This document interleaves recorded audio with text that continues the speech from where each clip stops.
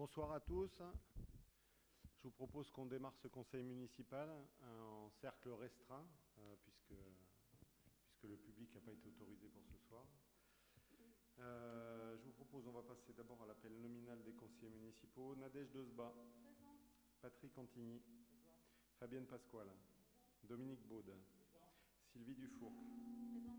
Morgane Boutet. Christiane Prévost. Présent. Éric Chauveton. Présent. Alain Bourguignon. Présent. Bernard Play. Jean-Louis Martegoutte. Il est là. Françoise Velasco. Carole Gréaume. Hervé Georges. Pierre Brouste-Lefin. Carole Bonafoux. Florence Pereira. Sarah Romero, absente excusée, a donné procuration à Jean-Louis Martegoutte. Franz Mougeot. Frédéric Arrojo. Vanessa Daniel. Séverine Place-Hans. Patrice Joubert. Perrine Heurtaud. Tristan Poc. Vincent Échouer. Corinne Laurent. Jean-Dany Garnin. Voilà, je fais passer la feuille de présence. Voilà.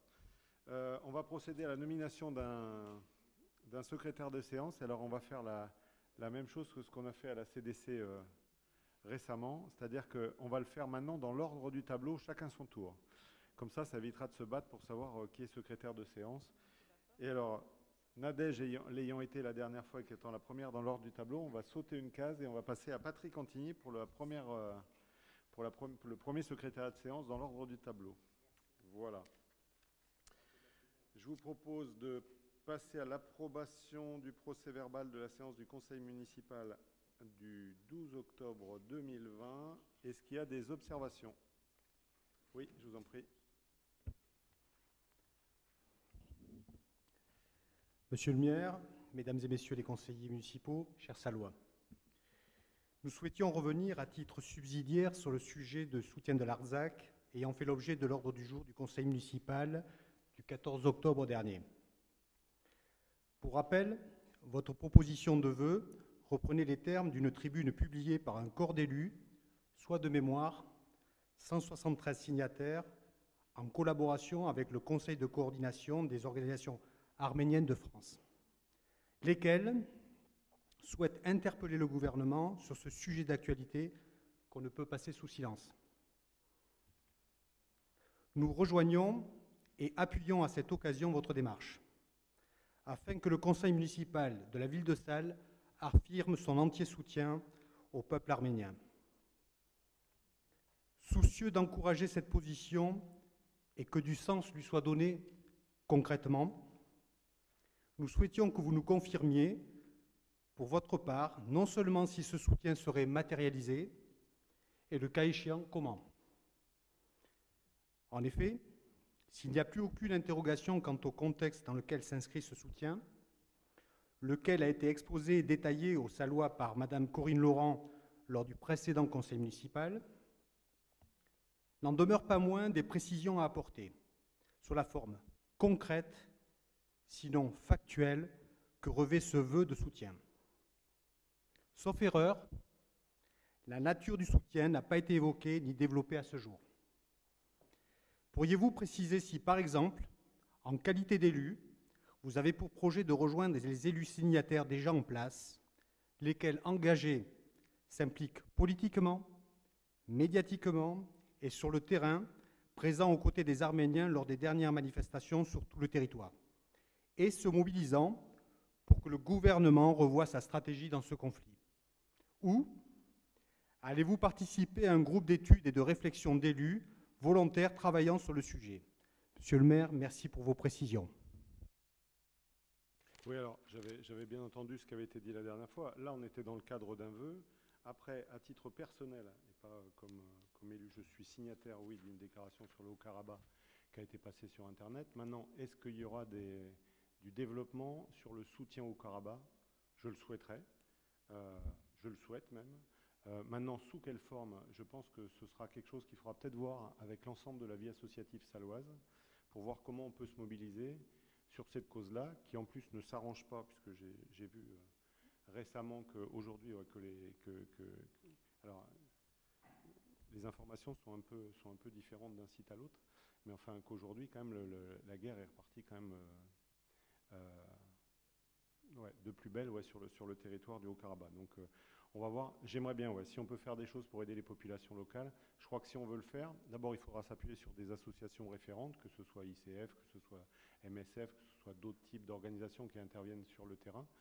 Y aller avec nos petits moyens, non, mais par contre si on peut aider, que ce soit en termes scolaires, en termes de vêtements, en termes de plein de choses comme ça, au contraire, je suis très preneur et c'est un travail qu'on pourrait mettre en place avec le Conseil de la vie associative, en appui du Conseil municipal. Voilà.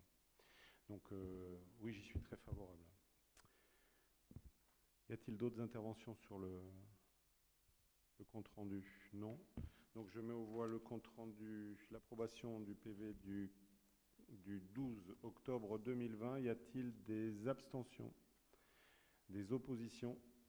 Je vous remercie et je fais passer la feuille de signature. Voilà, avant de commencer réellement ce conseil municipal, j'aurais souhaité, alors attendez que je retrouve ma feuille, ça commence. Ah ben si elle est là. Qu'on se lève et qu'on procède à 1 minute de silence pour les 4 personnes qui ont été victimes des attentats de Nice et de Conflans-Sainte-Honorine, à savoir Samuel Paty, Vincent Loques, Simone Barreto Silva et Nadine De Villers.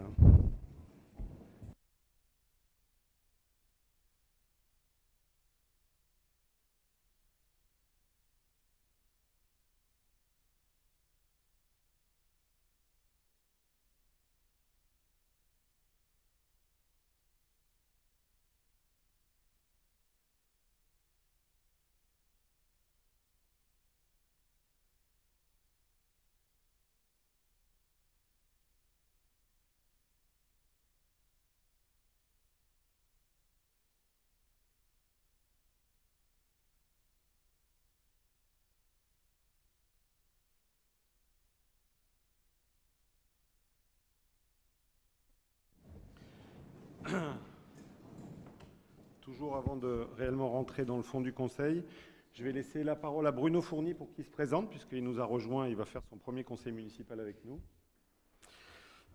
Alors, merci Monsieur le maire. Donc, je m'appelle Bruno Fourny, je suis directeur général des services depuis maintenant un grand nombre d'années, puisque mon premier poste, je l'ai pris en 1989. Il y en a ici qui n'étaient pas nés. J'ai eu un parcours un peu partout. Quand je dis un peu partout, j'ai été directeur général récemment de la commune de Langon jusqu'en 2014. Puis après, j'ai fait un parcours intéressant à Salles, à peu près une dizaine de mois en 2015, donc à la demande du centre de gestion et de la commune de Salles. Et ensuite, j'ai assumé les fonctions là en tant que fonctionnaire titulaire de directeur général des services de la commune de Séméac en Haute-Pyrénées. Et maintenant, c'est avec grand plaisir que je reviens en Gironde. Voilà, je pense que c'est difficile de rajouter des choses parce que quand on a un long parcours, j'ai remarqué que souvent les CV étaient plus longs quand on avait peu de parcours. Voilà. Ok, merci. Alors, on va passer aux communications diverses. Donc, décision prise en application de l'article L2122-22 du Code général des collectivités territoriales. Décision numéro 25-2020, visa préfectoral du 23 octobre 2020, fixation des tarifs complémentaires dans le cadre du marché de Noël 2020, espace gourmand, 15 € pour les 3 jours. La décision a été affichée et sera jointe au procès-verbal de la séance. Donc, point sur les recrutements. Donc, je vous informe de l'arrivée de 2 agents. D'ailleurs, la deuxième va se présenter parce que je l'ai... Voilà. Le directeur général des services, donc Bruno Fourny, attaché territorial principal depuis le 1er novembre 2020. Et la secrétaire générale qui va se présenter en suivant, Virginie Aparicio, adjoint administratif territorial principal de première classe depuis le 30 octobre 2020, qui nous arrive de Martignas et qui vient sur le poste en remplacement de Cécile Moreno. Virginie, je te laisse la parole. Mais bonjour à tous. Donc effectivement, comme l'a dit Monsieur le maire, j'arrive de la commune de Martignas-sur-Jalles. J'avais les missions que j'occupais étaient similaires à celles que je vais occuper sur la commune de Salles maintenant. Donc ravi de travailler pour la commune. Alors, différentes communications. D'abord, communication sur les travaux sur les ponts endommagés, parce que vous en entendez tous parler depuis un petit moment, pont de Martin, pont du Moulin du Berne. Alors aujourd'hui, où en sont ces dossiers? Il y a un dossier qui va aboutir très prochainement, c'est le pont de Martin. Sujet qui a été un petit peu compliqué avec les experts d'assurance, tout simplement parce qu'ils voulaient une reconstruction, enfin ils voulaient se baser sur une reconstruction à l'identique qui ne répond plus aux normes actuelles. Donc on avait une bataille juridique, on va dire, entre la façon de faire telle qu'ils voulaient qu'on fasse et la façon dont on doit faire aujourd'hui. Donc les experts sont venus en mairie de Salles avec les entrepreneurs, avec les 2 entreprises qui sont pré-retenues. Il y a eu une grosse discussion. Donc on attend là incessamment sous peu. Normalement ça devait arriver vendredi, c'est pas arrivé encore aujourd'hui, mais ça devrait être dans les jours qui viennent. La proposition de l'assurance qui va faire un chiffrage, on va dire, sur une base entre deux. Voilà. Et ensuite, à nous de faire, bien entendu, dans la norme voulue pour le pont de Martin. Pour le pont du Moulin du Berne, c'est beaucoup plus compliqué parce que de la même façon, ils voulaient une construction à l'identique, alors que là, par contre, ça répondait plus du tout aux normes actuellement en vigueur, parce que maintenant, il faut des rambardes sur les côtés du pont, voilà. Et ensuite, il nous fallait l'ouvrage avait été construit dans le creux même du lit du ruisseau. Aujourd'hui, il faut qu'on en sorte pour éviter tout ce qui est la réglementation sur la police de l'eau. Donc les assureurs, pareil, vont nous faire une proposition avec un rechiffrage, etc. En sachant que là, on est quand même sur des montants qui sont loin d'être négligeables, puisqu'on est sur un montant de plus de 500 000 € pour la partie pont du Moulin du Berne. Donc c'est un dossier qui avance, mais qui avance doucement. Les entreprises sont prêtes à intervenir. Par contre, il faut qu'on se mette d'accord avec nos sociétés d'assurance. Voilà sur ces 2 dossiers-là. Point Covid maintenant. Depuis les opérations de reconfinement, alors de façon un petit peu différente de la première fois, les écoles restant ouvertes, on a fait le choix de délivrer 2 masques enfants par élève à l'ensemble des enfants du CP jusqu'au CM2, sauf pour la Vignole où on a fait de la grande section jusqu'au CM2, puisqu'il y a une classe, la classe est mixte, grande section CP. On s'est doté d'un 2e stock de masques qui permettra de rééquiper une 2e fois dans quelques temps.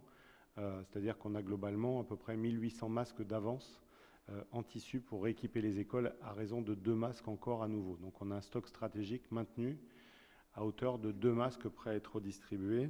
Et on a rajouté 2000 masques enfants jetables cette fois-ci pour équiper les écoles de toute la commune, pour les enfants qui arriveraient sans masque le matin. Voilà. Alors, sur le Covid, on a une nouvelle qui n'est pas une bonne nouvelle pour nous. On a un cas avéré sur un accueil périscolaire, sur quelqu'un qui a travaillé dans 2 lieux. Donc les familles ont été prévenues aujourd'hui. L'ARS a été également prévenue. Et on a écarté 3 agents, alors qui n'ont pas été des cas contacts directs, mais qui l'ont croisé à un moment dans la journée, soit un temps café ou autre chose. Donc on a mis ces 3 agents en arrêt par précaution, en sachant que dès demain, elles devraient faire les tests, que les tests rapides arrivent demain à la pharmacie de Salles et vont être distribués aux infirmières. Et demain, les 3 personnes qu'on a écartées, donc qui ne sont pas testées positives, vont passer les tests pour voir où on en est et vont faire les tests rapides en 15 minutes. Là. Donc voilà, donc on verra après si elles peuvent reprendre leur travail ou non. Voilà, communication, donc l'élaboration du plan communal de sauvegarde, PCS. Monsieur le préfet a rappelé ces dernières années l'intérêt pour chaque commune d'élaborer un plan communal de sauvegarde. De plus, les récents événements communaux, pour certains toujours en cours, nous y obligent également. Les dispositions réglementaires pour la réalisation de ce plan sont la loi numéro 2004-811 du 13 août 2004, relative à la modernisation de la sécurité civile, et le décret numéro 2005-1156 du 13 septembre 2005 rendant obligatoire pour les communes dotées d'un plan de prévention des risques naturels, pour notre commune un plan de prévention des risques incendies de forêt, l'élaboration d'un plan communal de sauvegarde. Ce document, véritable outil opérationnel, doit devenir un authentique support pour l'exercice du pouvoir de police du maire en cas d'événement de sécurité civile et vise à répondre aux objectifs suivants. Assurer l'information préventive et la protection de la population au niveau communal, déterminer, en fonction des risques connus, les mesures de sauvegarde et de protection des personnes, fixer l'organisation nécessaire à la diffusion de l'alerte des consignes de sécurité et établir l'ordre de fonctionnement des services communaux envers les citoyens, recenser les moyens disponibles et définir les mesures d'accompagnement et de soutien de la population, Considérant l'intérêt que revêt un tel plan pour se préparer à ces événements, il a été décidé pour la réalisation de ce document de travail communal, un travail communal avec un chargé de mission et 3 élus. À l'issue de la préfiguration, la création d'un comité de pilotage chargé de valider les étapes du PCS et constitué des différents acteurs en lien avec les objectifs indiqués supra sera constituée. Mise à disposition de tablettes numériques aux élus. Prochainement, l'ensemble des élus communaux seront dotés d'une tablette numérique, sauf ceux refusant l'envoi de convocations électroniques. Ainsi, l'organisation des séances de l'Assemblée délibérante et des commissions municipales sera entièrement dématérialisée. Les convocations, documents annexes et projets de délibération seront transmises par courriel, mais également disponibles sur une plateforme sécurisée. Il reviendra ensuite à chaque élu de télécharger les documents précités et d'apporter leur tablette avec suffisamment de batterie le jour de la réunion. Pour ce faire, des formulaires de convocation électronique que vous aviez déjà complétés sont à renouveler. Et je vous demande de bien vouloir autoriser à ce que les services municipaux procèdent à l'envoi des convocations et documents sur vos adresses courriels respectives sous la forme prénom.nom@ville-2-salle.com. Voilà, vous trouverez ça à l'intérieur de vos pochettes. Voilà, je vous propose qu'on passe au premier point de l'ordre du jour, l'adoption du règlement intérieur du conseil municipal. J'en serai le rapporteur. Donc, le conseil municipal, vu le Code général des collectivités territoriales et notamment l'article L 2121-8 du Code général des collectivités territoriales qui prévoit que dans les communes de 1000 habitants et plus, le conseil municipal établit son règlement intérieur dans les 6 mois qui suivent son installation. Considérant l'installation du conseil municipal lors de sa séance du 4 juillet 2020 suite aux élections municipales et communautaires des 15 mars et 28 juin 2020. Considérant que l'adoption d'un règlement intérieur permet d'assurer le bon fonctionnement de l'instance, considérant que le contenu du règlement intérieur peut être librement fixé par le conseil municipal qui peut se donner des règles propres de fonctionnement interne dans le respect des lois et règlements en vigueur. Considérant qu'il a notamment pour objet de régir les modalités des réunions de conseil municipal, des commissions municipales, de fixer les règles relatives au droit d'expression des groupes politiques et de fixer les conditions d'organisation du rapport d'orientation budgétaire. Considérant que le projet de règlement intérieur soumis à l'approbation du conseil municipal pour le mandat 2020-2026 s'appuie pour la quasi-totalité de ses articles sur le Code général des collectivités territoriales et a pour but d'assurer un bon fonctionnement démocratique de l'Assemblée délibérante. Considérant le projet de règlement intérieur 6 juin comportant 41 articles qui a été préalablement transmis à l'ensemble des conseillers municipaux, après en avoir délibéré, il vous est proposé d'approuver le règlement intérieur du conseil municipal pour le mandat 2020-2026 annexé à la présente délibération et de prévoir que toute modification de ce dernier sera opérée par délibération du conseil municipal. Est-ce que vous avez des observations sur ce règlement intérieur? Mme Heurtaud. Alors, notre groupe va voter oui à l'adoption du règlement intérieur du conseil municipal tel qu'il est présenté aujourd'hui. Cela n'aurait pas été le cas si nous avions dû voter le projet qui nous avait été initialement présenté. En effet, dans l'article sur l'expression politique, il est demandé aux élus de ne pas commenter les publications sur la page Facebook de la ville. Les propos sont désormais plus nuancés dans la version définitive, d'autant qu'il existe déjà une charte de la page Facebook de la ville de Salles très exhaustive qui permet d'éviter tout dérapage. Nous sommes, enfin, des élus responsables et vous pouvez compter sur nous pour rester dans le cadre strict qui est fixé par cette charte. Je suis désolé, oui, c'est vrai que la première rédaction est une rédaction qu'on avait prise, puisque pour faire le règlement intérieur, on s'appuyait sur plusieurs dizaines de règlements différents, avec des choses qui pouvaient nous intéresser dedans. Et en l'occurrence, sur cette chose-là, où elle a été remaniée après, dans la dernière version, voilà, il y a eu différentes... Il n'y a pas eu que ça, d'ailleurs. Hein. Il y a eu différents articles qui ont été un peu remaniés pour plus de lisibilité. Voilà. Okay. Est-ce qu'il y a d'autres observations? Non, je vous propose de mettre aux voix. Y a-t-il des abstentions? Non, des oppositions? Je vous remercie pour l'unanimité. Délibération numéro 2020-11-202, composition de la commission d'appel d'offres CAO, modification de la délibération numéro 2020-7-3-08. La parole est à Christiane.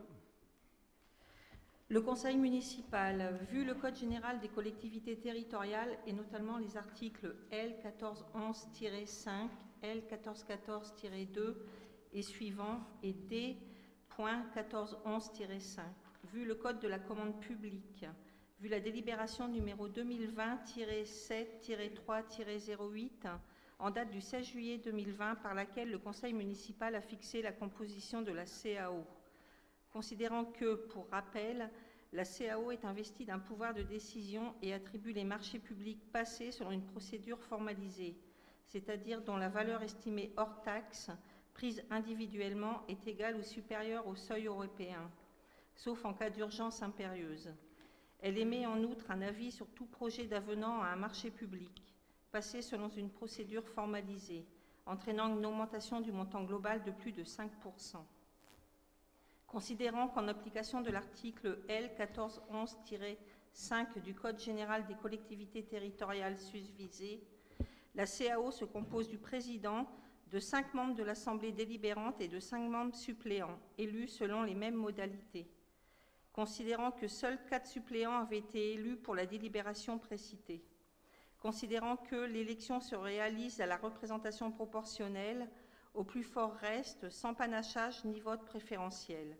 Il est précisé que les listes peuvent comprendre moins de noms qu'il y a de sièges de titulaires et de suppléants à pourvoir et qu'en cas d'égalité de reste, le siège revient à la liste qui a obtenu le plus grand nombre de suffrages. En cas d'égalité de suffrages, le siège est attribué au plus âgé des candidats susceptibles d'être proclamés élus. Considérant qu'il s'agira d'élire un supplément supplémentaire, considérant que le vote sera proposé à main levée en conformité avec les dispositions de l'article L 2121-21 du Code général des collectivités territoriales. Y a-t-il un candidat? Après,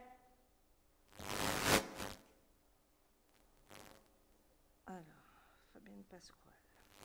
Après en avoir délibéré, il est proposé au Conseil municipal d'organiser le vote à main levée, d'élire Fabienne Pasquale en tant que suppléante supplémentaire, de rappeler que les membres de la CAO sont les suivants.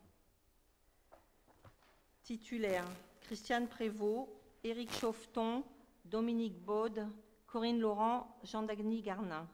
Suppléants, Bernard Plé, Frédéric Arougeau, Hervé Georges, Fabienne Pasquale, Tristan Poc, de fixer les règles de fonctionnement de la CAO au sein d'un règlement intérieur dit de la commande publique. Y a-t-il quelqu'un qui a quelque chose à dire? Non. Y a-t-il des abstentions? Des votes contre? Donc l'unanimité pour Fabienne. Merci de votre unanimité. Délibération numéro 2020-11-03, création d'une commission commande publique. La parole est à Nadège. Vu le Code général des collectivités territoriales et notamment l'article L 2121-22 par lequel le Conseil municipal peut former des commissions chargées d'étudier les questions soumises au Conseil, vu le Code de la commande publique, vu la délibération du Conseil municipal numéro 2020-7-3-03 du 16 juillet 2020, modifié par la délibération numéro 2020-9-03 du 14 septembre 2020, relative à la délégation d'attribution du Conseil municipal au maire en application de l'article L 2122-22 du CGCT, et plus précisément le point numéro 3, lui permettant de prendre toute décision concernant la préparation, la passation, l'exécution et le règlement des marchés et accords cadres, ainsi que toute décision concernant leurs avenants, lorsque les crédits sont inscrits au budget et jusqu'à la limite de 100 000 € hors taxe. Vu le courriel en date du 2 novembre 2020, demandant au groupe minoritaire de proposer des élus pour siéger au sein de la commission commande publique qu'il est proposé de créer. Considérant que la CAO, constituée par délibération du Conseil municipal numéro 2020-7-3-08 du 16 juillet 2020 et dont la composition a été modifiée par la délibération numéro 2020-11-02 de ce jour, est investie d'un pouvoir de décision et attribue notamment les marchés publics passés selon une procédure formalisée.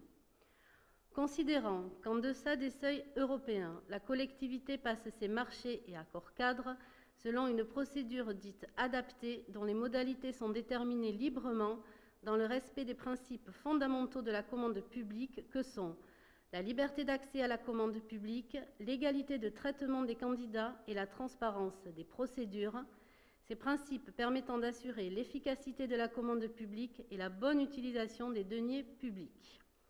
Considérant qu'il est proposé de créer une commission municipale commande publique permanente, c'est-à-dire pour toute la durée du mandat, chargée de donner son avis simple dans le cadre de l'attribution des marchés publics passés par la commune en procédure adaptée pour les procédures suivantes, sauf urgence impérieuse. Donc les procédures suivantes sont les marchés passés selon une procédure formalisée qui ne sont pas attribués par la CAO en raison de leur valeur estimée hors taxe inférieure au seuil européen, à la condition que cette valeur soit égale ou supérieure à 40 000 €, les marchés publics de travaux, de fournitures ou de services passés selon une procédure adaptée et dont la valeur estimée hors taxe du besoin, prise individuellement, est égale ou supérieure à 40 000 €, les marchés publics de maîtrise d'œuvre selon une procédure adaptée et dont la valeur estimée hors taxe du besoin est égale ou supérieure à 20 000 €. Considérant qu'il est précisé que l'avis de la Commission sera consultatif et ne lira pas l'acheteur, elle n'aura pas compétence pour ouvrir les plis des candidatures et des offres, ni régulariser les candidatures, procéder à une négociation avec les candidats, demander des précisions ou encore de rejeter les offres inacceptables, inappropriées, irrégulières ou anormalement basses. Considérant que les règles de fonctionnement des commissions municipales ne sont déterminées par aucune disposition législative, elles peuvent donc être librement fixées par le conseil municipal. Considérant que le maire est président de droit de toutes les commissions, considérant en outre que le conseil municipal pourra toujours, pour des motifs tirés de la bonne administration, procéder au remplacement d'un conseiller au sein des commissions qu'il a formées, considérant que la composition de cette commission doit respecter le principe de la représentation proportionnelle pour permettre l'expression pluraliste des élus, ainsi tous les groupes politiques présents au conseil municipal seront représentés, considérant qu'il est proposé par ailleurs au conseil municipal que la composition de la commission commande publique soit identique à celle de la CAO, à savoir le président ou son représentant, 5 membres de l'Assemblée délibérante élus en son sein à la représentation proportionnelle au plus fort reste sans panachage ni vote préférentiel et 5 suppléants. Considérant en outre qu'il est proposé de permettre l'intervention de personnalités ou d'un ou plusieurs agents en fonction de leurs compétences dans la matière sur proposition du président. Considérant la liste des candidats présentés équivalente à celle de la CAO, donc je vous rappelle les membres, liste A, donc titulaire Christiane Prévost, Éric Chauveton, Dominique Bode, Corinne Laurent, Jean-Dany Garningue, suppléant Bernard Plé, Frédéric Arrojo, Hervé Georges, Fabienne Pasquale, Tristan Poc. Considérant qu'il est proposé un vote à main levée en conformité avec les dispositions de l'article L2121-21 du CGCT. Il est donc proposé au conseil municipal d'approuver la création et le rôle de la commission commande publique et d'organiser le vote à main levée. De fixer la composition de la commission commande publique, comme je viens de vous l'annoncer précédemment, et de fixer les règles de fonctionnement de la commission au sein d'un règlement intérieur dit de la commande publique qui fera l'objet d'une délibération en suivant. Voilà. Avez-vous des questions? Est-ce que vous avez des observations? Non. Je vous propose de mettre aux voix. Qui s'abstient? Qui vote contre? Je vous remercie pour l'unanimité. Délibération numéro 2020-11-04. Après la première délibération, adoption d'un règlement intérieur de la commande publique. La parole est à Françoise. Le conseil municipal, vu les articles L. 1411-5, L. 1411-6, D. 1414-3 et suivants du Code général des collectivités territoriales, vu le Code de la commande publique, vu la délibération 2020-7-3-03 du 16 juillet 2020 portant composition de la commission d'appel d'offres modifiée par la délibération 2020-11-02 de ce jour, vu la délibération 2020-11-03 du 9 novembre 2020 portant création de la commission commande publique. Vu le projet de règlement intérieur de la commande publique soumis aux membres du conseil municipal et joint en annexe, considérant qu'aucune disposition n'est prévue par les textes pour fixer l'organisation et le fonctionnement de la commission d'appel d'offres et de la commission commande publique, considérant la nécessité de préciser le fonctionnement des commissions subvisées et ainsi d'adopter un règlement intérieur permettant la fixation de leurs propres règles. Après en avoir délibéré, il est proposé au conseil municipal d'approuver le règlement intérieur de la commande publique annexé à la présente délibération, de prévoir que les commissions se réuniront conformément aux dispositions prévues par le dit règlement. Y a-t-il des questions? Vous avez des questions sur le règlement intérieur? Non. Parfait. Je vous propose de mettre aux voix. Y a-t-il des abstentions? Des oppositions? Je vous remercie pour l'unanimité. Délibération suivante, délibération numéro 2020-11-05, adhésion de la commune au syndicat mixte départemental d'énergie électrique de la Gironde, SDEG, dans le cadre des compétences facultatives. La parole est à Jean-Louis. Merci, monsieur le maire. Vu l'article L5212-16 du Code général des collectivités territoriales relatif au syndicat à la carte, vu les statuts du syndicat départemental d'énergie électrique de la Gironde, SDEG, modifié par arrêté préfectoral en date du 30 juillet 2015, vu les délibérations numéro 2020-7-3-12 en date du 16 juillet 2020 et numéro 2020-9-08 en date du 14 septembre 2020, par lesquels la commune a procédé respectivement à la désignation de ses représentants au sein du SDEG et a demandé son adhésion au service d'accompagnement à l'efficacité énergétique du patrimoine proposé par ce syndicat mixte. Considérant que la commune avait transféré les compétences de distribution du réseau gaz par délibération numéro 2017-02-5 prise en conseil municipal le 14 février 2017, et conventionné avec ce syndicat pour l'installation de bornes de recharge électrique par délibération numéro 2017-02-4, prise le même jour, en transférant en outre la compétence des infrastructures de recharge des véhicules électriques au SDEG. Considérant que malgré le fait que la commune ait transféré des compétences au SDEG en 2017, elle n'était adhérente au syndicat que via le syndicat intercommunal d'électrification rurale, le SIER. Considérant que le SDEG demande aujourd'hui à ce que la commune soit adhérente pour son propre compte notamment, pour participer au vote des délibérations des différents collèges, électrification, éclairage public, gaz, bornes de recharge pour véhicules électriques, transition énergétique, droit des sols, foncier, défense extérieure contre l'incendie, concernant notre commune. Considérant en outre que l'adhésion au SDEG est nécessaire pour bénéficier des compétences facultatives proposées, dont celles relatives aux prestations de services pour l'accompagnement à l'efficacité énergétique du patrimoine, à laquelle la commune a souhaité adhérer par délibération numéro 2020-9-8 prise en conseil municipal le 14 septembre dernier. Considérant qu'il est à noter que le montant annuel de l'adhésion s'élève à 50 € par délégué, et considérant que conformément au statut du syndicat en vigueur, la commune doit désigner 2 délégués chargés de siéger au comité syndical. Après en avoir délibéré, il est proposé au conseil municipal d'adhérer au syndicat mixte départemental d'énergie électrique de la Gironde, le SDEG, selon les conditions financières précitées, de rappeler que M. Hervé Georges et moi-même ont été désignés par le conseil municipal par délibération numéro 2020-7-3-12 du 16 juillet 2020 comme représentants de la commune au sein du SDEG, de préciser que l'adhésion de la commune à ce syndicat vaut aussi dans le cadre de compétences facultatives soumises à conventionnement. Des observations, des questions? Oui. Conformément à la délibération du mois de septembre, nous nous abstiendrons de la même façon sur ce sujet.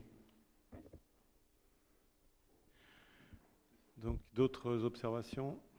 Je mets aux voix qui est pour cette délibération. Qui est contre? Qui s'abstient? 5 abstentions. Je vous remercie. Alors, délibération suivante, numéro 2020-11-6, constitution et composition des commissions municipales, modification de la délibération numéro 2020-9-4. La parole est à Nadège. Alors, Vu le Code général des collectivités territoriales, et notamment l'article L2121-22, vu la délibération numéro 2020-9-04 prise en Conseil municipal le 14 septembre 2020, portant constitution et composition des commissions municipales et modifiant ainsi la délibération numéro 2020-7-3-04. Considérant qu'en application de la réglementation susvisée, le Conseil municipal peut former, au cours de chaque séance, des commissions chargées d'étudier les questions soumises au Conseil, soit par l'administration, soit à l'initiative d'un de ses membres. Considérant que ces commissions ne sont pas dotées de pouvoirs décisionnels, mais elles représentent des instances de débat et de préparation des délibérations du Conseil municipal, elles revêtent un caractère facultatif.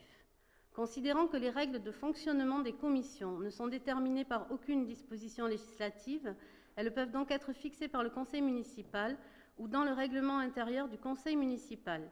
Elles sont constituées librement, soit de manière transversale, soit au vu d'un objet précis. Le maire est président de droit de toutes les commissions. Considérant que par délibération numéro 2020-9-04, le Conseil municipal a fixé à 8 le nombre de commissions municipales permanentes suivantes. Alors, vous remarquerez que dans la délibération, vous n'avez que 7 commissions. Donc, on va commencer par celle qui a été oubliée dans la délibération. Il s'agit de la commission développement durable.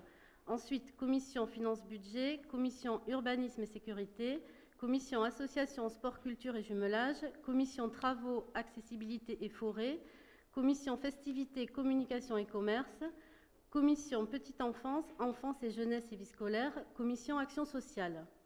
Considérant qu'il est proposé au Conseil municipal de ne pas modifier les intitulés des commissions municipales ci-dessus, mais uniquement d'acter leur nouvelle composition suite à l'appel à candidature effectué auprès des administrés invités à siéger au sein des 7 dernières commissions dans une démarche de démocratie participative. Bon, ce n'est pas tout à fait les 7 dernières. Puisqu'on a changé l'ordre des commissions. Considérant que par délibération numéro 2020-9-04, le Conseil municipal a fixé à 2 le nombre d'administrés autorisés à siéger au sein de chaque commission, hormis la commission finances-budget, pour un mandat de 3 ans renouvelable une fois. Considérant les conditions retenues suivantes, être majeur, disposer d'une résidence principale à Salles, être inscrit sur les listes électorales de la commune, rédiger une lettre de motivation à l'appui de la candidature. Considérant que, conformément à la délibération précitée, Monsieur le maire a procédé à leur désignation après discussion en bureau municipal. Considérant les désignations suivantes, commission urbanisme et sécurité, Fanny Colombo de Cory et Gérard Fabre. Commission association sport, culture et jumelage, Christophe Geneste et Stéphanie Bonnier. Commission développement durable, Patrick Philippe et Mélanie Mangeant. Commission travaux, accessibilité et forêt, Joël Dulaurent et Francine Dumora.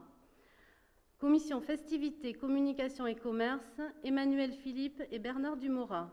Commission petite enfance, enfance, jeunesse et vie scolaire, Christine Duluc et Alain Pingot. Commission action sociale, Anne-Marie Morera et Annabelle Saint-Saint.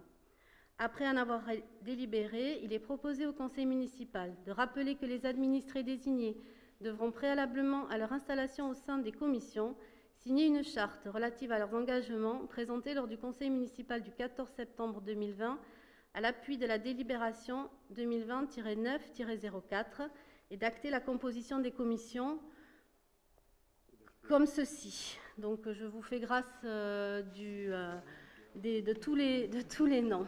Voilà. Est-ce que vous avez des questions? Oui, monsieur Poc. Allez-y, monsieur Poc. Non. C'est bon. Oui, c'est bon. Oui, non, c'était juste une petite remarque, parce que je crois qu'il y a une espèce de flou. Alors, je ne sais pas, peut-être que Bruno Fourny pourra nous en dire un mot, j'en sais rien. Normalement, les commissions municipales ne doivent comprendre que des élus municipaux. C'est ça. Or, c'est vrai que sinon, on a les commissions extra-municipales. Et effectivement, quand on veut faire entrer des administrés, donc à ce moment-là, je crois que ça s'appelle les comités consultatifs. Il n'en demeure pas moins que, effectivement, enfin moi j'ai pu le voir comme ça, j'ai regardé, il y a pas mal de communes qui effectivement ont passé des délibérations. Vous l'avez fait aussi, mettre le terme commission ouverte. Oui, mais ça peut être- je ne sais pas ce qu'on pourrait nous éclairer, parce que c'est vrai que Non, normalement, c'est ça. dans le code des collectivités, on en reste encore aux commissions municipales qui sont composées que d'élus. Ouais. C'est pour ça qu'on les a appelées commissions municipales ouvertes Ouais. dans la délibération, en sachant que on attendait de voir si, parce que bon, il y a de nombreuses communes qui les ont passées sous cette forme-là, parce que c'est vraiment des commissions municipales qu'on a ouvertes à des gens qui, voilà, à la population dans un esprit de démocratie participative. C'est pas réellement prévu par les textes, vous avez raison. Ouais, c'est bien ça. Donc ouais. on a attendu de voir s'il y avait un retour du contrôle de légalité, ce qu'il n'y a pas eu. La seule chose où moi j'ai souhaité qu'on prenne on va dire une mesure de précaution, c'est la commission finances et budget, qui est quand même une commission très formalisée au niveau du code. Donc voilà, en dehors de celle-là où on n'a mis personne, dans les autres qui sont des commissions facultatives, voilà, on s'est permis de le faire, en sachant que j'ai pas vu par contre sur l'ensemble des communes qui ont pu passer ce type de délibération, des oppositions de l'État, même si c'est pas prévu. Donc, Non, mais c'est vrai qu'on trouve déjà, puisque les conseils oui. datent d'il y a quelques mois, on trouve déjà effectivement pas mal de communes qui ont utilisé ce Ouais. terme, commission ouverte. municipale ouverte. Ouais. Ouais. Mais normalement, la règle voudrait qu'on fasse plutôt des commissions consultatives. Mais là, c'était vraiment pour pas multiplier non plus les commissions et de dire, voilà, on a des commissions municipales, on les ouvre à quelques habitants, et puis on va voir justement. C'est un essai aussi, hein, on verra. Juste pour préciser, on a eu 50 candidatures. Voilà, sachez.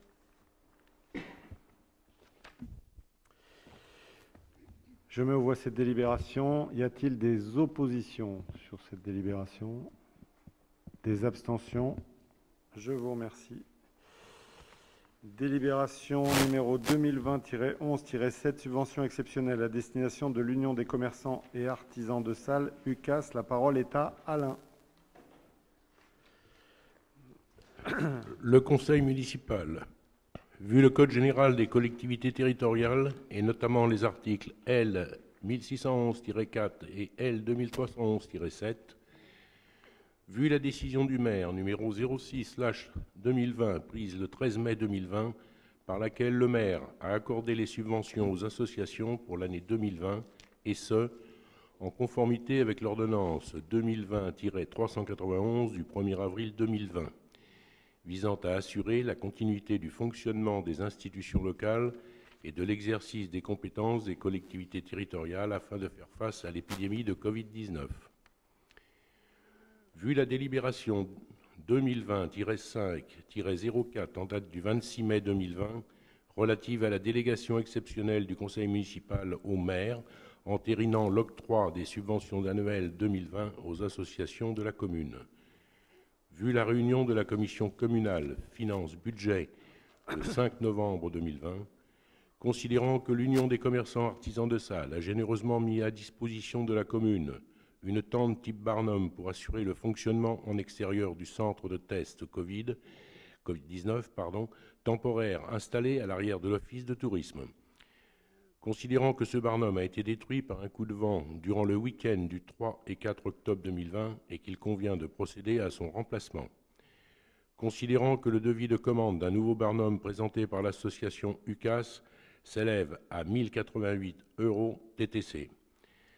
Après en avoir délibéré, il est proposé au conseil municipal d'approuver le versement d'une subvention exceptionnelle à l'association Union des commerçants et artisans de Salles pour un montant de 1088 € TTC, d'imputer les crédits nécessaires au budget communal 2020, chapitre 65, compte 65-74.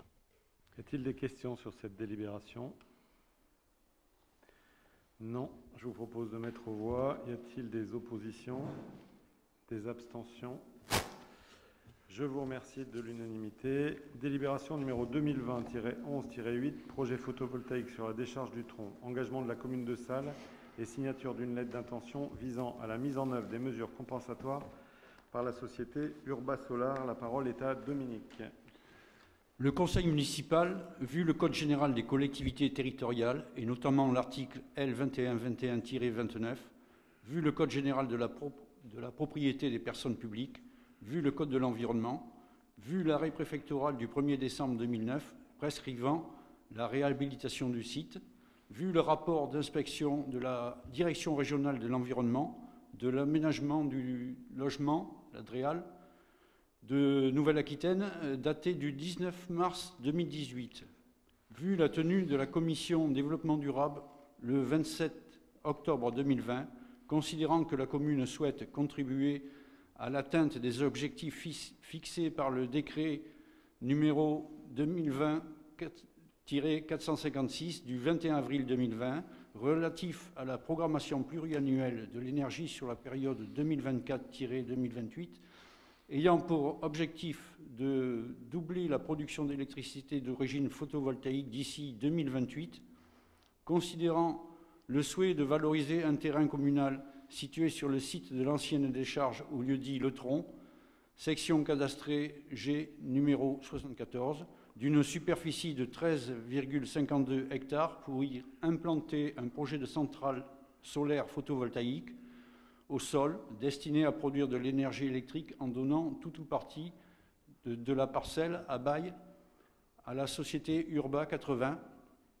RC Montpellier 752 421 859, filiale de la société Urba Solar, et à constituer les servitudes nécessaires au projet sur les parcelles cadastrées G98, G99, G100, G103 et G110, prises respectivement pour partie d'une contenance d'environ 40,94 hectares pour la mise en œuvre de mesures environnementales compensatoires, superficie totale des parcelles précitées 114,2575 hectares.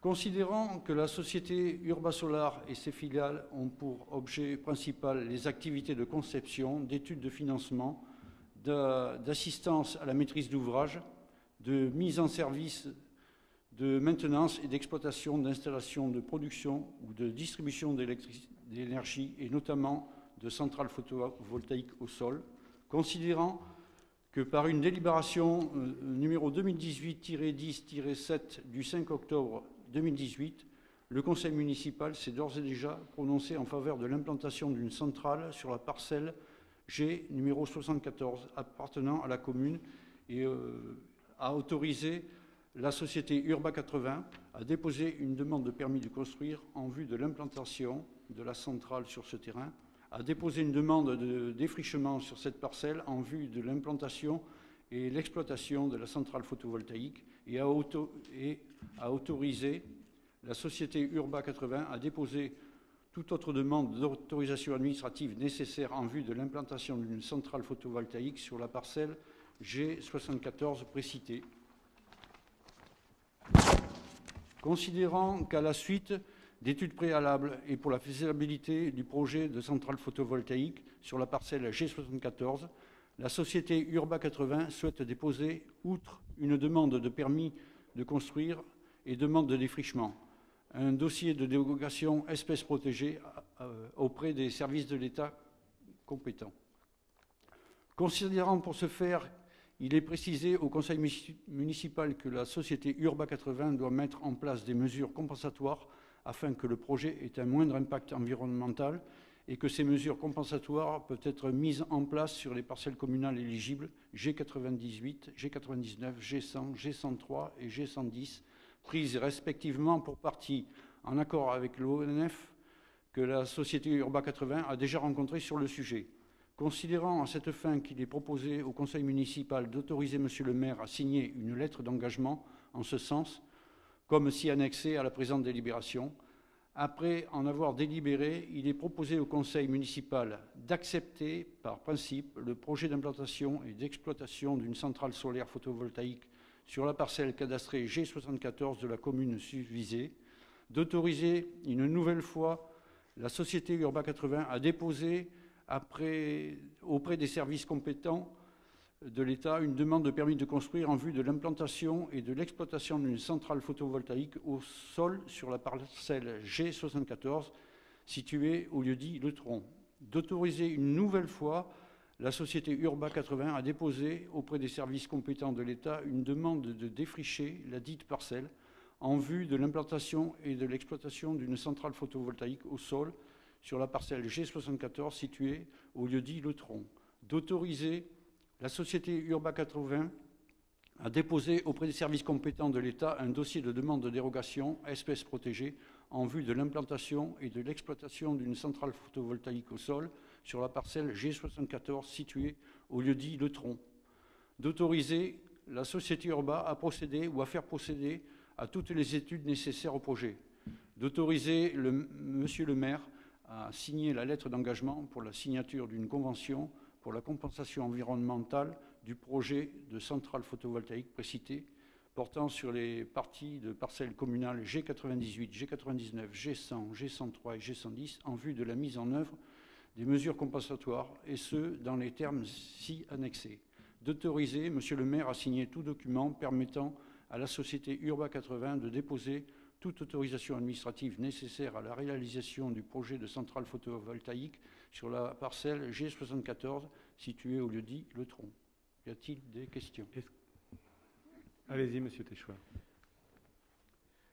Monsieur le maire, je suis un petit peu embêté sur ce sujet. D'abord, je ne prendrai pas part au vote, vous le comprendrez bien. J'ai quelques remarques et une opposition sur ce sujet. Tout d'abord, nous sommes extrêmement favorables à l'aboutissement de ce projet pour notre territoire, je le rappelle, initié par la mandature précédente, M. Dervillers. Cependant, nous estimons qu'il est prématuré de valider ce type de délibération à date qui engage notre collectivité durablement. Pourquoi? Plusieurs questions n'ont pas vraiment de réponse rassurante, voire imprécise, pour donner un blanc-seing à cette société. Quid de la prise en charge de la dépollution du site? À date, elle sera prise en charge par la mairie, c'est-à-dire 10 ans d'exploitation pour pouvoir financer les 350 000 €. Pourquoi, quelle garantie financière concernant l'entreprise que vous allez prendre? Quelles sont les analyses de risque qui ont eu lieu? Excusez-moi. Il y a un coup. Voilà. Oui, ça fait de la résonance, excusez-moi. Quelle garantie financière concernant l'entreprise? Parce que nous serons engagés pendant 30 ans. Il faut qu'on se calme. Nous serons engagés pendant 30 ans. Donc, quelle analyse de risque a-t-il fait sur cette entreprise? Je vois dans la délibération qu'on passe plus de Urba Solar, mais à Urba 80, c'est-à-dire une SPV qui est créée pour héberger l'entreprise et le risque. Pourquoi un contrat de 30 ans, sachant que nous récupérerons l'actif à la fin de ce contrat, sauf que vous n'êtes pas censé savoir que les panneaux photovoltaïques ne durent que 30 ans. Donc ça veut dire que nous récupérerons un actif obsolète où nous devons investir 125 millions aujourd'hui et certainement 150 ou 200 millions dans 30 ans, et nous n'aurons pas les moyens de le faire. Donc ma remarque est que notre commission de développement durable manque encore de maturité afin de se prononcer avec compétence et lucidité sur ce projet, car c'est un dossier qui est compliqué, avec plusieurs enjeux: développement durable, économique, valorisation de notre territoire, indépendance énergétique. Ne peut-on pas prendre un peu plus de temps sur ce dossier, qui est stratégique, à fort capital, et engageant afin de maximiser ses chances et d'augmenter nos compétences sur ce sujet pour effectuer les bonnes prises de décision qui vont nous engager pour 30 ans. Alors juste quelques... Alors moi, je ne vais pas pouvoir vous répondre. Sur la dépollution du site, on n'a pas engagé les négociations encore avec la société Urba Solar. Hein, ça va faire partie des négociations qu'on va avoir à mener, puisqu'on a eu les estimations il y a peu de temps. Après, où je suis plus inquiet, la garantie financière de la société Urba Solar. Je pense que vous avez fait comme moi j'ai dû faire, c'est Urba 80, Urba Solar. Urba Solar, en réalité, filiale d'un autre groupe dont je n'ai pas retenu tout à fait le nom, mais Axpo, qui est le leader européen énergéticien suisse, voilà, qui est un des plus gros, 5,8 milliards de chiffre d'affaires en 2014, 100 ans d'expérience énergie, 4000 collaborateurs en Suisse et en Europe.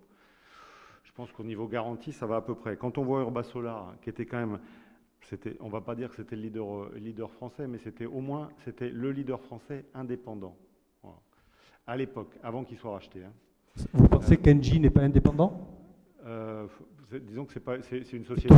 Total non plus. Non, mais indépendant, non, parce que Engie, d'abord, il y avait un gros groupe derrière aussi. Comme là, maintenant, vous avez la société suisse Axpo. Engie, c'est pareil. Quand je disais, c'était du photovoltaïque. Du photovoltaïque, c'était le premier groupe indépendant qui ne faisait que ça. Voilà. Il ne faisait pas autre chose à l'époque, hein, Urba Solar. Hein. Ils ne faisaient que du photovoltaïque, que des centrales photovoltaïques. C'est d'ailleurs eux qui ont fait un des plus gros projets sur Toulouse, sur la zone AZF, donc sur des sites pollués. C'est d'ailleurs une de leurs expertises particulières à cette société-là, d'intervenir sur des sites, pollués. Donc voilà, je pense qu'au niveau de la garantie financière d'Urbasolar et de la société Axpo, je ne pense pas qu'on ait trop de soucis là-dessus. Par contre, je vais quand même me rapprocher de quelques maires, puisqu'il y a différents projets qui ont été faits et portés par Urbasolar. En l'occurrence, je pense en Dordogne, j'en ai vu quelques-uns. Et je vais me rapprocher des maires pour savoir comment ça s'est passé. Ce que j'en sais, c'est qu'a priori, ça s'est très bien passé. Ils ont eu des très bons contacts. Si c'est les contacts que moi j'ai eus avec eux, alors je les ai rencontrés qu'une fois, mais j'ai trouvé la société très pro et enfin, très à l'écoute. Donc on verra. Mais voilà, sur les 30 ans, alors c'est une question qu'on leur a posée, puisque la durée de vie des panneaux, c'est 20-25 ans en général. Et après, ils commencent à perdre en capacité. Ce qu'ils nous ont expliqué, c'est qu'ils ont d'abord, tous les panneaux sont suivis depuis Montpellier, sur leur garantie, et qu'au bout de 20 ans, ils commencent à regarder de près ce qu'il y a et à changer, on va dire, les éléments défectueux. Alors ça peut être le panneau intégral ou ça peut être, je ne sais plus ce qu'il m'avait dit, enfin, il y a un autre composant du panneau qui peuvent changer, qui peuvent être amenés, et ils le suivent jusqu'à la durée. Par contre, au-delà des 30 ans, de réinvestissement, non, puisqu'ils ils doivent démonter la centrale, c'est prévu dans la convention. Donc il n'y a pas de problème de réinvestissement sur site, ou alors s'ils réinvestissent, on repart pour une nouvelle durée et on refait à nouveau une centrale photovoltaïque. Mais en l'occurrence, à l'échéance des 30 ans, la centrale doit être démontée. Donc je vois pas bien. Le seul point sur lequel je vous rejoins et sur lequel je vais être très attentif, c'est sur la dépollution du site, où là, il faut vraiment qu'on voit, parce que c'est vrai que ça mange 10 ans d'exploitation si on en reste là. Maintenant, on va voir quelle est la part qu'ils peuvent prendre sur le sujet. Voilà. Juste, on considère Urbasolar comme le premier en France. Savez-vous indépendant, j'ai dit. Indépendant. Qui faisait que leur chiffre d'affaires va correspondre exactement à la commande que la ville de Salles va leur passer. C'est-à-dire qu'en termes de fragilité... 125 millions d'euros. 125 millions d'euros, c'est exactement votre projet. C'est-à-dire qu'en termes de fragilité, on a beau être adossé à un grand groupe, quand on héberge une SPV, ça veut dire qu'on met tout le risque sur cette société. Et ce qu'on voit dans l'usage, c'est du désinvestissement au bout de quelques mois, voire quelques années, où cette société elle est vendue à un tiers et il ne garde que l'exploitation. Donc je vous mets juste en garde, parce que c'est un sujet qui nous intéresse tous, et nous devons tous le réussir, et ne pas créer une contre-référence durable pour la ville de Sable, où nos enfants, nos petits-enfants continueront à payer ce sujet.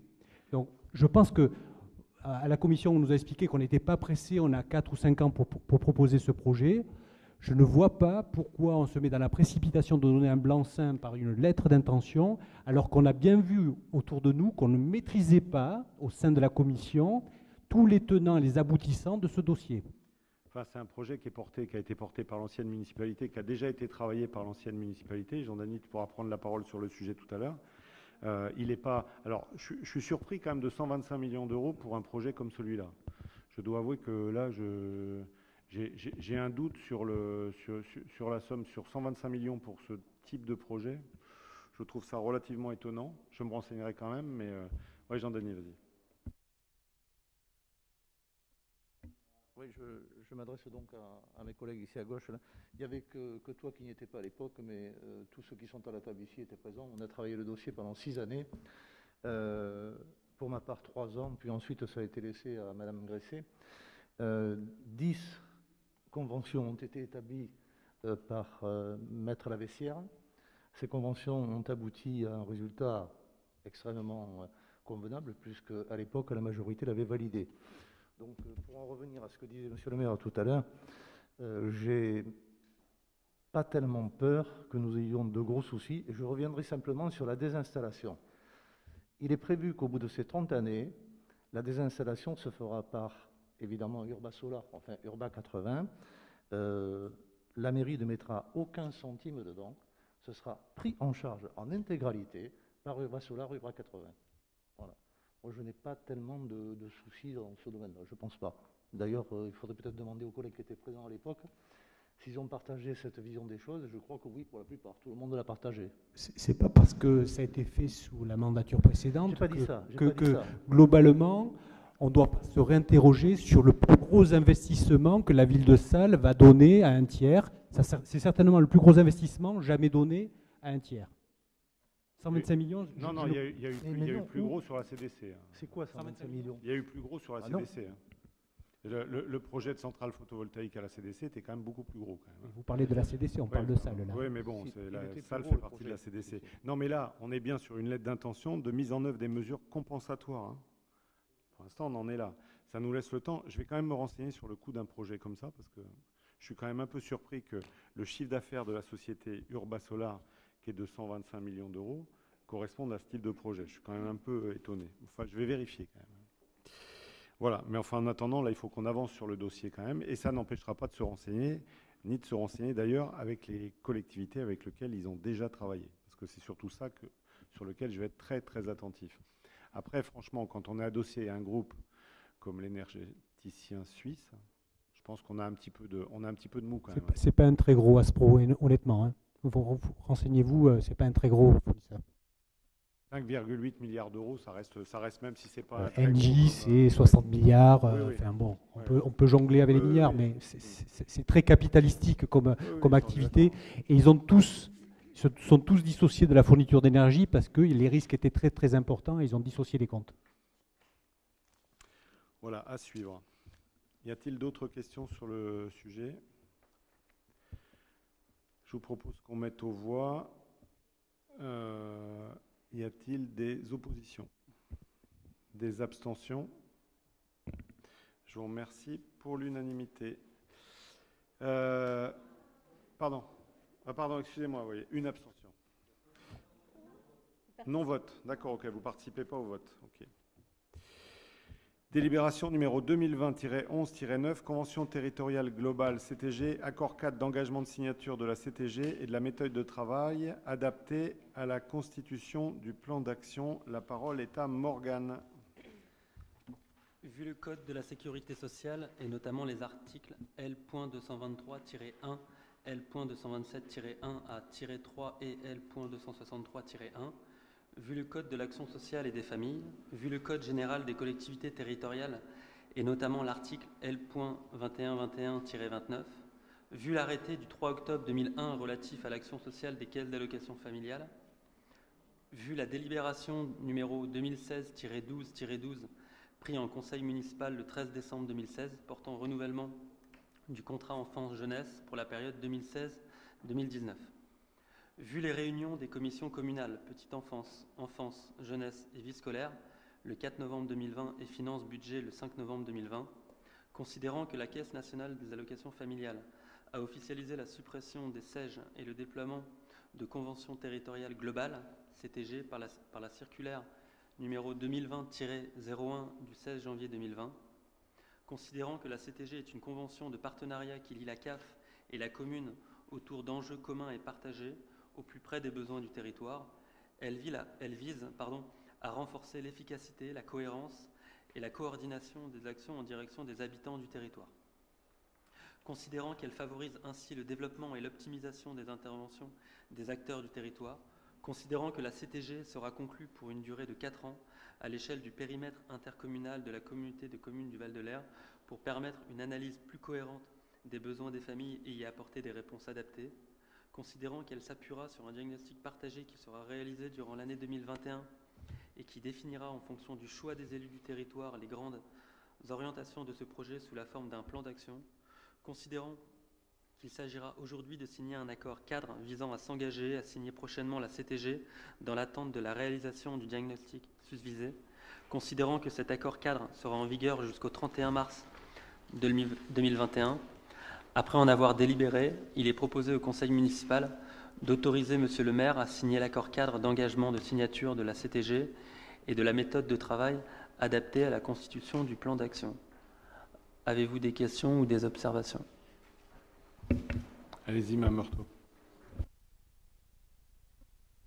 On ne peut être que d'accord avec donc la signature de l'accord cadre en vue de la signature éventuellement, de la convention territoriale globale. elle était déjà initiée avant et bien sûr qu'on est d'accord. Je regrette juste, là en fait j'ai eu dans l'après-midi le nouveau projet, il est beaucoup plus complet que ce qu'on a eu en commission. Ça veut dire que j'imagine que ça n'avait pas été encore assez abouti quand vous nous l'avez présenté. Non, c'est pas ça, c'est que les autres communes nous ont fait part de leurs observations et la CAF les a intégrées. D'accord, Voilà. ok. Bon, en tout cas, on est évidemment d'accord. Je mets aux voix cette délibération. Y a-t-il des abstentions? Des votes contre? Je vous remercie. Délibération numéro 2020-11-10, recensement 2021, recrutement d'agents recenseurs d'un coordonnateur adjoint et fixation de leur rémunération. La parole est à Patrick. Donc, vu la loi 2002-276 du 27 février 2002 relative à la démocratie de proximité, vu le décret 2003-485 du 5 juin 2003 modifié relatif au recensement de la population et l'arrêté du même jour afférent, vu le décret numéro 2015-1678 du 15 décembre 2015 relatif aux modalités de calcul de la dotation forfaitaire de recensement prévue par le décret 2003-485 susvisé, vu l'arrêté du 19 juillet 2000 modifié portant création d'un traitement automatisé d'informations individuelles relatif à la constitution et la mise à jour par l'Institut national de la statistique et des études économiques, INSEE, du répertoire d'immeubles localisés, vu l'arrêté du 26 juin 2003 modifié autorisant la mise en œuvre d'une collecte d'informations auprès des personnes résidant dans les communautés, vu l'arrêté du 15 octobre 2003 portant création du modèle national de la carte d'agents recenseurs, vu l'arrêté du 19 juillet 2007 relatif à la diffusion des résultats du recensement de la population, vu l'arrêté du 30 juillet 2020 fixant les coefficients correcteurs mentionnés à l'article 30 du décret du numéro 2003-485 susvisé, vu le courriel de l'INSEE en date du 29 mai 2020 informant la commune du recensement de la population en 2021 et l'invitant à désigner un coordonnateur communal responsable de la préparation et de la réalisation de la collecte du recensement, vu l'arrêté du maire numéro 2020-024 en date du 8 juillet 2020 portant nomination du coordonnateur communal chargé du recensement de la population en 2021 et de chacun des membres de son équipe, vu la réunion de la commission communale finances-budget le 5 novembre 2020, considérant que le recensement de la population de la commune de Salles aura lieu du 21 janvier au 20 février 2021, considérant que le recensement est une opération importante dont dépend notamment le calcul de la population légale mise à jour annuellement, considérant que l'INSEE est chargé de la planification et du contrôle de la collecte des informations, la commune étant, quant à elle, tenue de préparer, organiser et réaliser les enquêtes sur son territoire.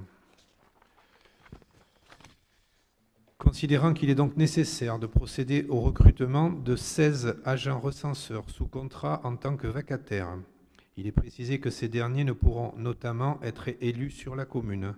Considérant que la rémunération de ces agents sera effectuée par la commune et sur la base du bulletin collecté par l'agent, papier ou numérisé, considérant que pour la tournée de repérage et les journées de formation, les agents seront rémunérés au nombre d'heures effectuées multiplié par le montant horaire du SMIG, considérant par ailleurs qu'une indemnité forfaitaire de déplacement sera versée à chaque agent recenseur d'une somme de 99,10 € pour la période de recensement, considérant qu'une indemnité forfaitaire complémentaire de déplacement sera allouée aux agents recenseurs affectés au sein d'un district de recensement dont la densité est faible par rapport aux autres districts, également de 99,10 €, et ce pour la période de recensement.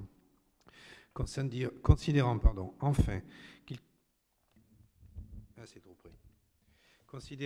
enfin qu'il convient de procéder au recrutement d'un agent coordonnateur adjoint pour épauler l'agent municipal en charge de la coordination de cette mission, cet agent sera recruté du 1er décembre 2020 au 28 février 2021 en tant que vacataire et rémunéré sur la base d'un forfait de 3 000 € brut. Considérant qu'il est précisé que la commune bénéficiera sur le budget 2021 d'une dotation forfaitaire de recensement d'un montant de 12 819 € afin de compenser les dépenses liées à l'enquête. Après en avoir délibéré, il est proposé au conseil municipal d'autoriser monsieur le maire à procéder au recrutement de 16 agents recenseurs sous contrat en tant que vacataires, d'approuver les principes généraux suivants pour la rémunération de ces agents de terrain qui seront rémunérés au bulletin collecté, celui-ci papier ou numérisé.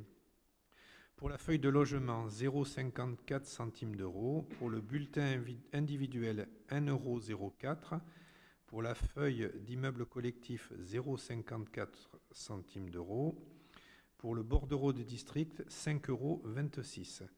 Pour la tournée de repérage et les demi-journées de formation, les agents seront rémunérés au nombre d'heures effectuées, multiplié par le montant horaire du SMIG. Une indemnité forfaitaire de déplacement sera versée à chaque agent recenseur, celle-ci de 99,10 €.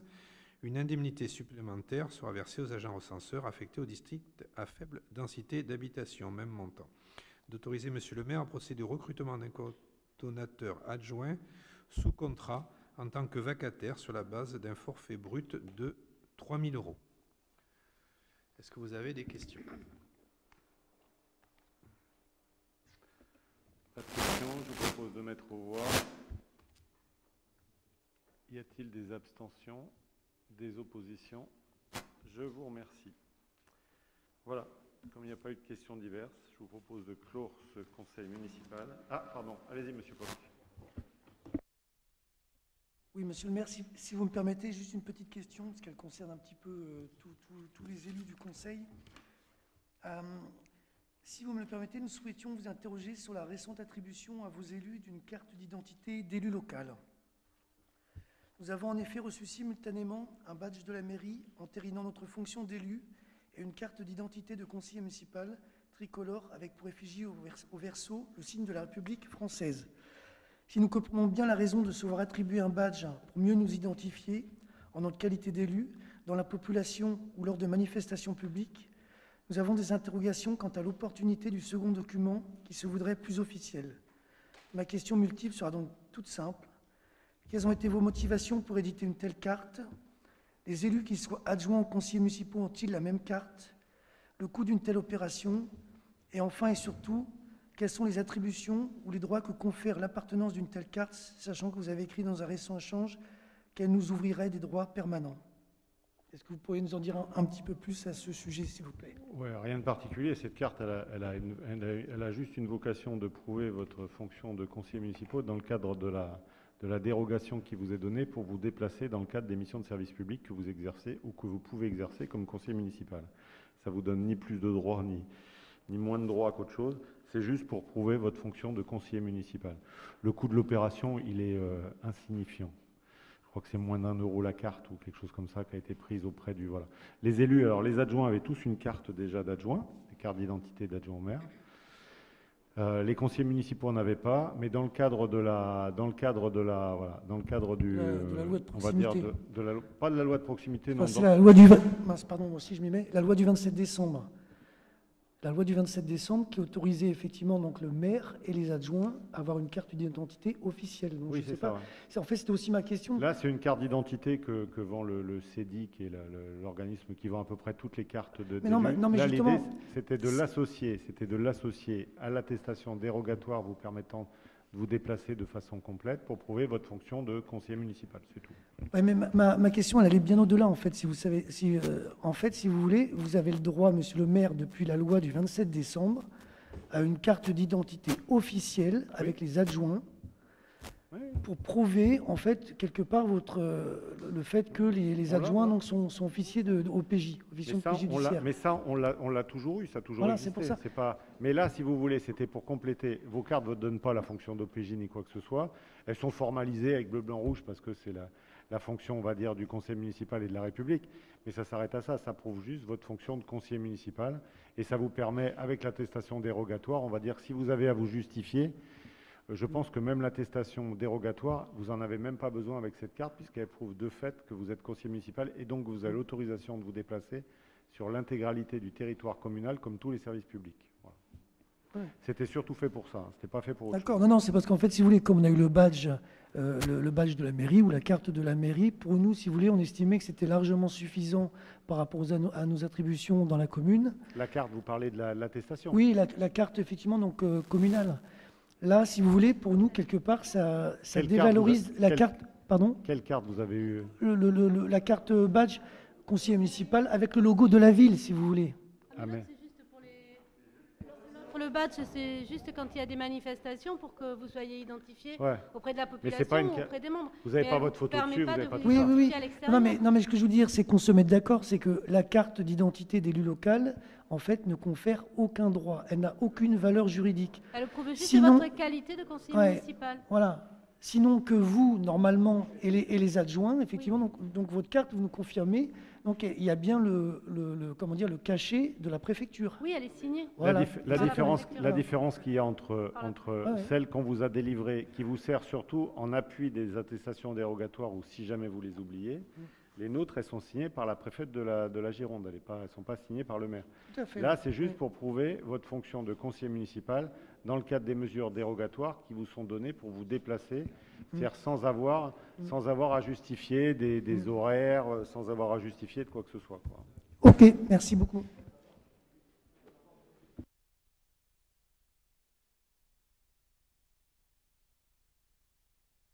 Bonne soirée à tous.